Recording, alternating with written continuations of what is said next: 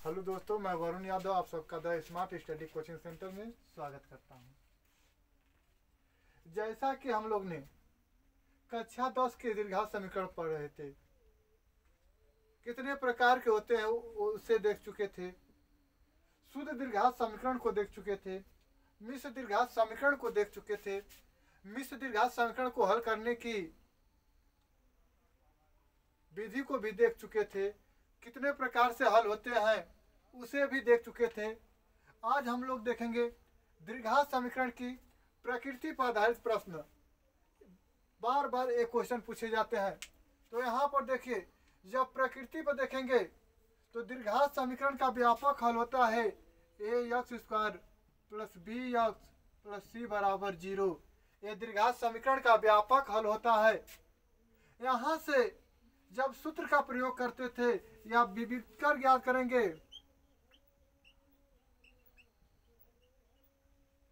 विविधकर d को ज्ञात करेंगे। d बराबर क्या होता है, b² माइनस 4ac। इसे हम ज्ञात करेंगे। इस सूत्र की सहायता से हमें दीर्घात समीकरण की प्रकृति का पता चलता है।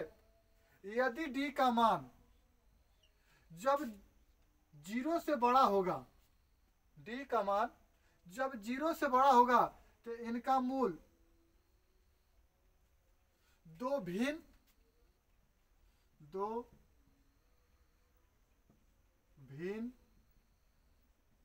वास्तविक होते हैं।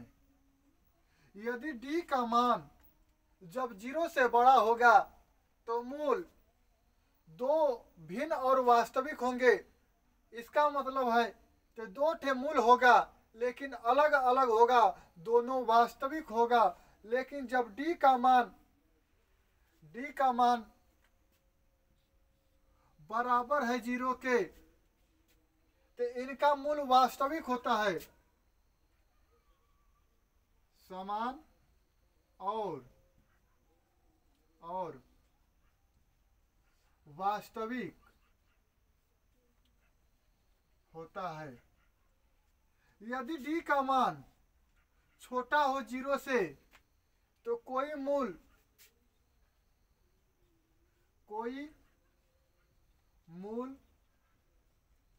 वास्तविक नहीं होता है। तो यहाँ से एक क्वेश्चन हमेशा पूछा जाता है, अचर राशि का मान ज्ञात कीजिए या दीर्घात समीकरण की प्रकृति ज्ञात कीजिए। तो जब हम दीर्घात समीकरण को हल करेंगे तो इनके मूल और प्रकृति को ज्ञात करेंगे। तो जैसे देखिए, कोई सवाल बोल देगा,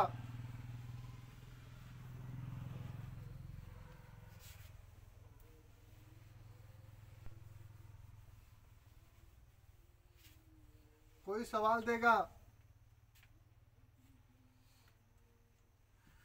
2x² प्लस 7x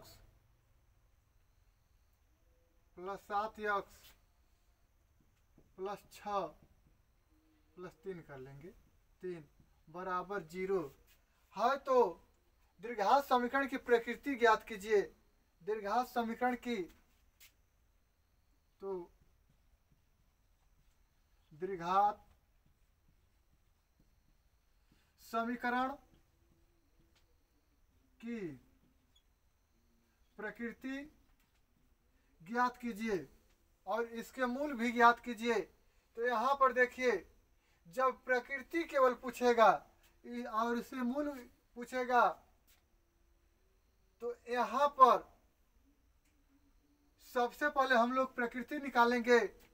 तो प्रकृति निकालेंगे तो ax² plus bx plus c बराबर 0 से तुलना करेंगे। तो a का मान कितना हो गया 2, b का मान कितना हो गया 7 और c का मान कितना हो गया 3। तो प्रकृति निकालेंगे तो d का मान ज्ञात करेंगे।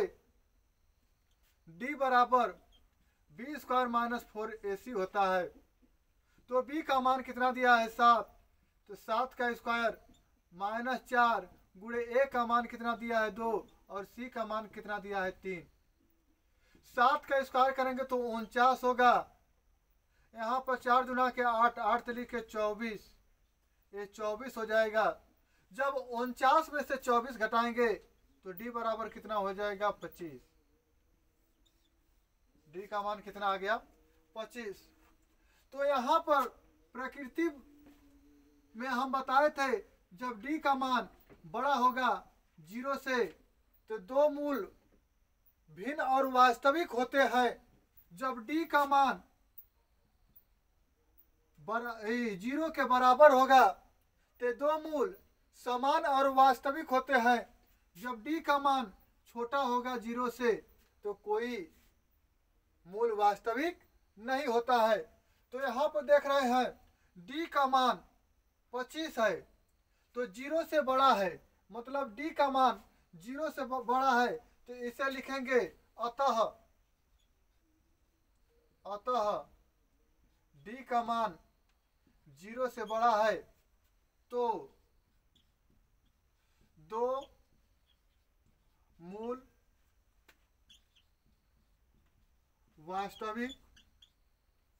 वास्तविक और भिन्न होंगे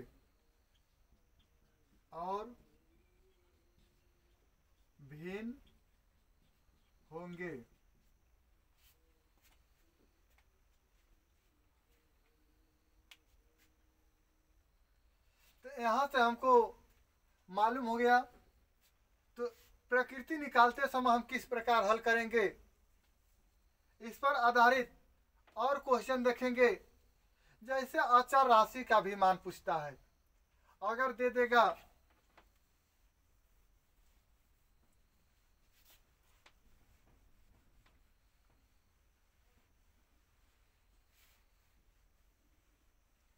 अगर मान लीजिए इसी को हम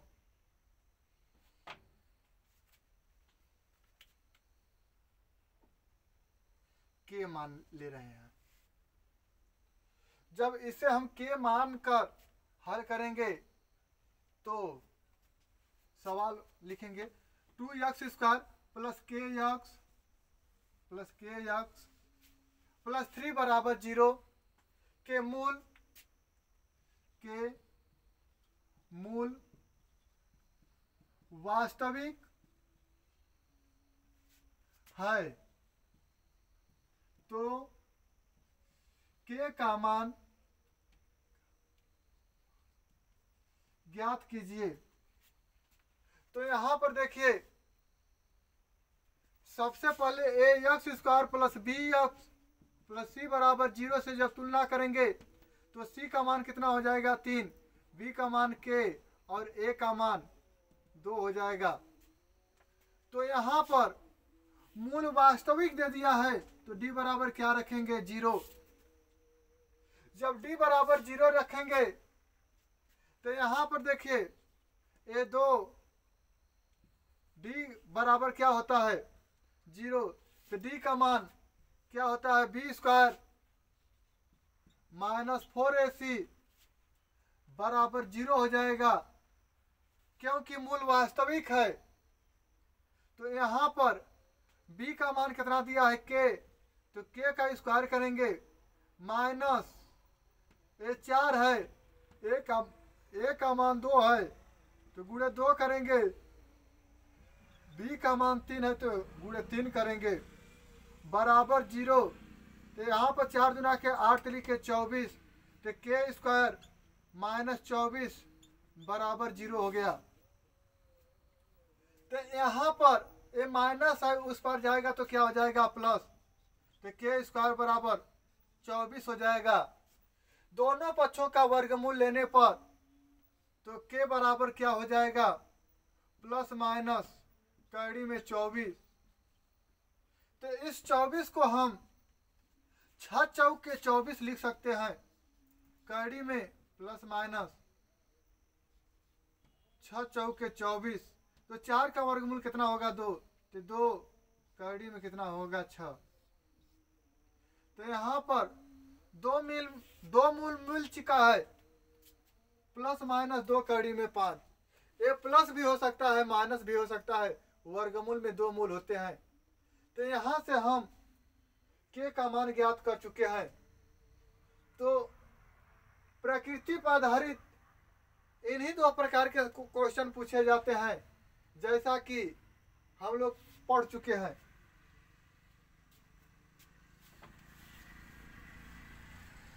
अब देखिए, अगर कोई गुणनखंड विधि से द्विघात समीकरण को हल करने के लिए बोलेगा, जैसे देखिए ax², यहाँ पर यही क्वेश्चन देखेंगे, इसका मूल जब ज्ञात करना होगा तो 2x² प्लस 7x प्लस 3 बराबर 0 को गुणनखंड विधि से हल करना होगा। तो अगर बहुत विकल्पी क्वेश्चन होगा तो इसे हल हम करेंगे नहीं, इसे केवल गुणनखंड करके ही निकालेंगे। तो गुणनखंड विधि से हल करते समय हम बोले थे x² का गुणांक और अचर पद का मान का गुणनफल करते हैं। प्राप्त गुणनफल को ऐसे 2 संख्याओं में तोड़ते हैं जिनका योग और अंतर x का गुणांक प्राप्त हो जाए। तो यहाँ पर देखिए x² का गुणांक कितना है 2 और अचर पद कितना है 3। जब इनका गुणा करेंगे तो 6 होगा। ये 6 को ऐसे 2 गुणनखंड करना होगा जिसे जोड़ने घटाने से 7 मिल जाए। तो एक गुणनखंड होगा 1 गुणे 6 और दूसरा गुणनखंड होगा 2 गुणे 3। तो 2 और 3 को जोड़ेंगे घटाएंगे तो 7 का बहुत संभव नहीं हो सकता है, लेकिन 6 और 1 गुणनखंड को जब जोड़ेंगे या घटाएंगे तो 7 हमें मिल सकता है। तो यहाँ पर देखिए गुणनखंड मिल चुका है। यहाँ पर 1 गुणे 6 गुणा कर रहे हैं 6, जब 1 में 6 को जोड़ेंगे तो ये कितना हो जाएगा 7। तो देखिए x का गुणांक मिल गया। तो कुछ नहीं करना है, तो एक गुणनखंड मिला है 1 और दूसरा गुणनखंड मिला है 6।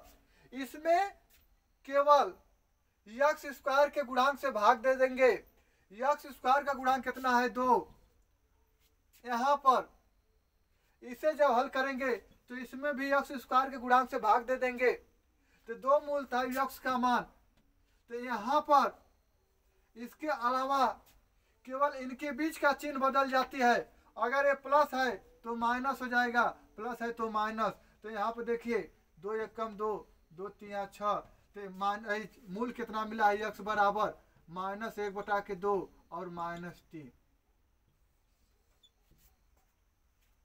तो जब हल नहीं करना होगा तो इसके मूल हम इस प्रकार से ज्ञात करेंगे, जैसा कि एक हल और हम लोग समझेंगे।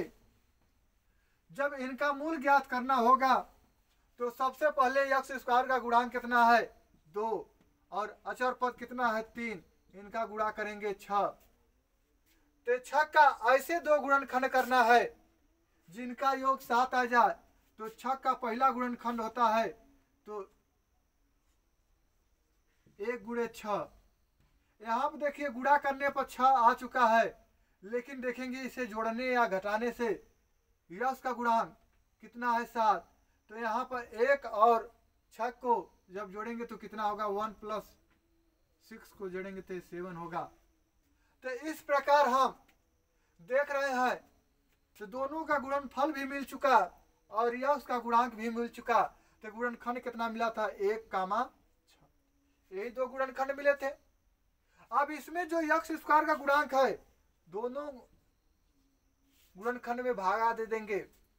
भागा देने के बाद इनके बीच का चिन्ह को बदल देंगे। अगर ये प्लस है तो माइनस हो जाएगा, अगर ये प्लस है तो माइनस हो जाएगा।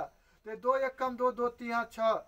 तो यहाँ पर -1/2 -3, यही क्या हो जाएगा x का मान।